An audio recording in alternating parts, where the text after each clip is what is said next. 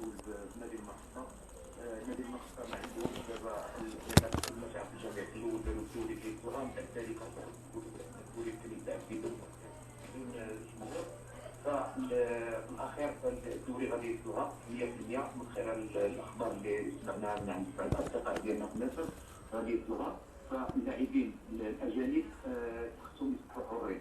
ففي هذه الحاله هذه فاحنا كتبنا واحد الرساله للاتحاد الدولي، هذه دابا واحد 48 ساعه باش كتبناها، تنطلبوا باش اللاعب ما يبقاش ديالو، لان الدوري لا توقف وما خاش النادي المقصه يطالب فلوس في هذا 6 شهور، لان اللاعب البطوله موقفه، حتى اللاعب التفاريق ما غيمكنليش يدفع عليهم فلوس. ففي هذه الحاله هذه اللاعب الجديد ان شاء الله هي غادي، هما في عروض كثيره، لان دابا الناس تتكلم على العروض الخليجيه وعروض اللي كما تعرف الجميع التسجيل ديال اللاعبين توقف جميع البطولات باستثناء السعوديه اللي تسجل فيها عبد الرشيد لان كانت حاله خاصه.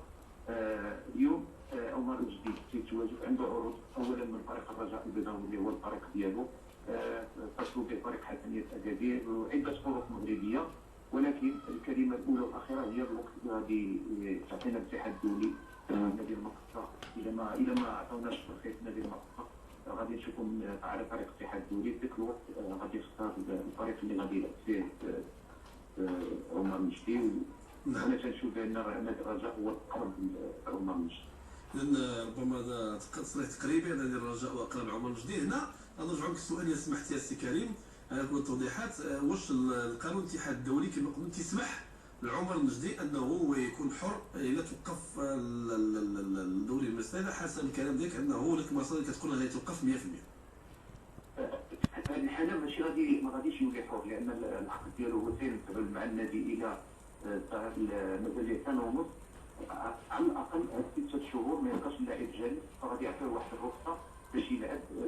بحال غتقول غادي يتسلف هذيك 6 شهور اللي بقات يلعب، ومن بعد ذلك بعد ما يرجع النشاط متر اللاعب تيرجع للنادي ديالو. اولا غادي نشوفوا شي طريقه باش يمكن لنا نشتريو ما تبقى من العقد باش اللاعب يتحرر ويمكن يستفاد منه الطريق اللي غادي يلعب فيه.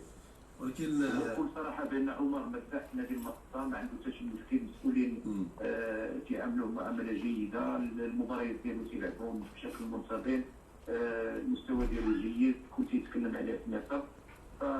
ولكن هذا التوقف هذا غادي يصير اللاعب كما عرفتي السنه اللي فاتت توقفت البطوله، وفي هذه السنه عاوتاني توقف اللاعبين، المستوى ديالو تيبدا يتراجع بهذا التوقف ديال، وخاصه اذا بقى 6 شهور الانسان ديالك راه ماشي تعرف اللاعب ديال كره القدم اذا غاب على الميدان 6 شهور باش يرجع خصو وقت طويل. اذا سي كريم هذه النقطه، ولكن خلينا نتكلم كانه الا كان غادي يلعب وياخذ ديك لا ديروغاسيون، ان اقرب فريق يلعب في المغرب هو الرجاء على حسب كلامك سي كريم.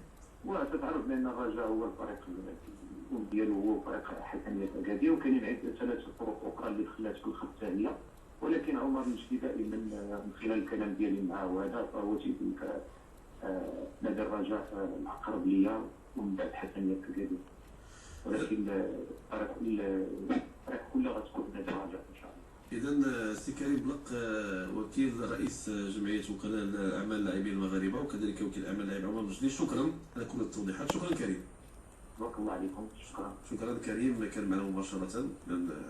هذا تصريح ديال وكيل اعمال اللاعب، وان كان الجمهور كيستفسر قربناهم نشوفوا انه كاينه هذه الرساله انه غيتجاوب يعني في اقرب وقت، وانه اقرب نادي يقدر يلعب فيه. من فهمت خصك تفهم الاخرين انه غيلعب في الرجاء، اذا كان غير غيلعب في الرجاء عمر المجدي. مفهوم من كلام السي كريم؟ كنشكر بعدا على هذه الخطوه، لان باش ما يبقاش القيل وقال يعني اتخذتي هذه الخطوه هذه وتكلمتي مع السي كريم باقي هو الوكيل ديال الاعمال ديال السي عمر المجدي. احنا ما نقولوش عمر المجدي في الرجاء ولا ماشي. لا من خلال الكلام انا اللي كيبان من الكلام هو انهم هما يعني السي كريم باقي ولا السي عمر المجدي يعني كيفضلوا فريق الرجاء البيضاوي. طبيعي انه تلعب فريق الرجاء البيضاوي راه بالنسبه للاعب راه واحد الشكل يعني واحد الاضافه، فانه يعاود عاوتاني تكون له انطلاقه جديده باش يمشي يعني عاوتاني للعالم ديال الاحتراف وياخذ تجربه ثانيه في عالم الاحتراف.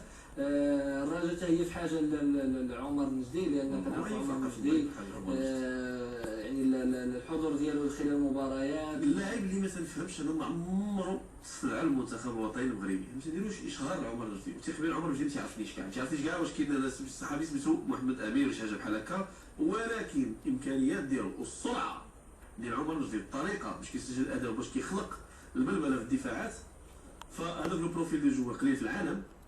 وحنا في المغرب عندنا عمر النجدي ما عمر شي واحد شاف فيه مثلا. هذا كمثال، انا ما فهمتش، انا غير مثال. انا ما فهمتش علاش، لان هذا هو اللي كنتكلموا عليه اللاعب المحلي. ما كنشوفوا كاينين